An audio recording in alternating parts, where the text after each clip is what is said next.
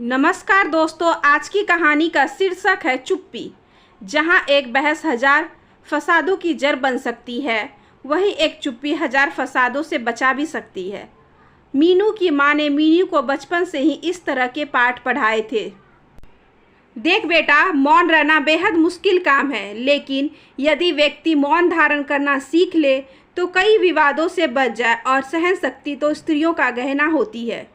जिस स्त्री में जितनी अधिक बातों को सहन करने की शक्ति होती है, वह उतनी ही शालीन और सहज मानी जाती है।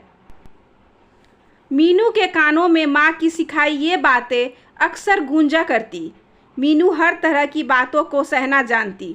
जैसे उसके मायके वालों ने उसे शालीनता के नाम पर दब्बू बनाकर जीना सिखाया था, उसे ससुराल भी वैसा ही मिल गया था।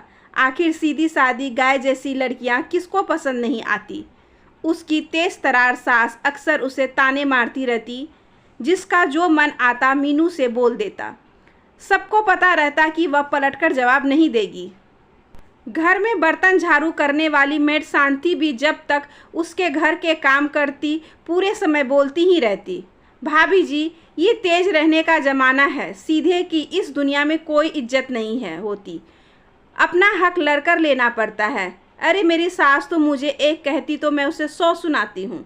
सम्मान करती हूँ मैं उनका, लेकिन बेमतलब की चिक बर्दाश्त नहीं होती भाभी जी। पहले मैं भी आप ही की तरह शांत स्वभाव की थी, लेकिन इस समाज के ही कारण मैं बदल गई। अब नहीं सहती मैं बेमतलब की बातें। भाभी जी, जितना आप सहन करोगी लोग उतना ही आपका फ़ायदा उठाएंगे। न जाने क्यों वो मीनू के सामने इस तरह की बातें क्या करती और मीनू के मन की शांति रोज़ इसी तरह भंग कर देती। मीनू चुपचाप उसकी बातें तो सुन लेती, पर शांति की बातें उसके शांत मन में उथल पुथल मचाती।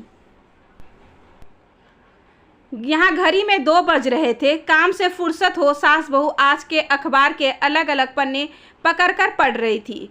तभी मीनू की सास का मोबाइल बज उठा। कुछ देर तक वे बड़ी गंभीरता से सामने वाले की बातें सुनती रही। फिर कुछ देर बाद बोली, अरे ऐसे कैसे? तू डांस एकेडमी में डांस सीखने क्यों नहीं जाएगी? मैं कहती हूँ कि वे लोग ऐसा कहने वाले होते कौन हैं? इस तरह अपनी मर्जी वे तुझ पर नहीं थोप सकते। अरे बेटा, ये गाय जैसी ज़िंदगी जीना बंद कर और अपनी बात रखना सीख। देख, तू जब तक अपने निर्णय खुद नहीं लेगी तब तक ऐसे ही दूसरे तेरे ऊपर अपनी बात थोपते रहेंगे। बोलना सीख मेरी बच्ची, तुझ में काबिलियत है। तू ऐसे पीछे मत हट बेटा। यहाँ सासू माँ को फ़ोन पर बातें करते हुए आधा घंटा गुजर गया।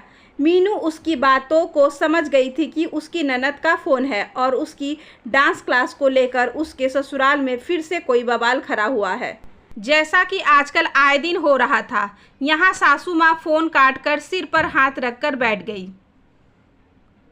मीनू धीरे से उठी और अपनी सास के हाथों में से अखबार का एक पन्ना थमाते हुए एक ऐड पर उंगली रख दी, जिस पर लिखा था, आपके शहर में एक बार फिर से कल से हो रहे हैं ऑडिशन। यदि आपकी आवाज़ में दम है तो आजमाएं अपनी किस्मत। सासू माँ ने ऊपर की ओर सिर उठाया तो देखा कि मीनू वहाँ नहीं थी।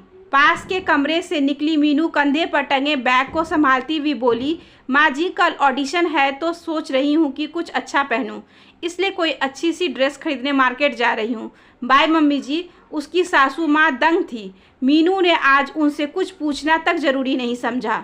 शायद उनका जवाब वह पहले से ही जानती थी, इसलिए जब पिछली बार यही ऐड देखकर बड़े आग्रहपूर्ण तरीके से उसने उनकी परमिशन मांगी थी, तब उन्होंने साफ मना करते हुए उसे 10 खरी खोटी सुनाई थी। लेकिन ऐसे कैसे बिना पूछे जा सकती थी मीनू? ये तो उनका घोर अपमान था। वे उठी और तेज आवाज़ में बोली, वहीं रुक जाओ बहू। मीनू कुछ घबराई थी, लेकिन फिर भी वह आज अपने फैसले पर अडिग थी। वह रुकी और उसकी सासू माँ ने उसे गले लगाकर कहा, शाबाश बेटा, यही हिम्मत दिखाने की ज़रूरत है तुम लोगों को। काश तेरी ननद भी ऐसी ही हिम्मत दिखा सके।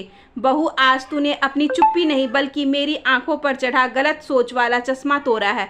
जाओ और अच्छे से अपने ऑडिशन की तैयारी करो।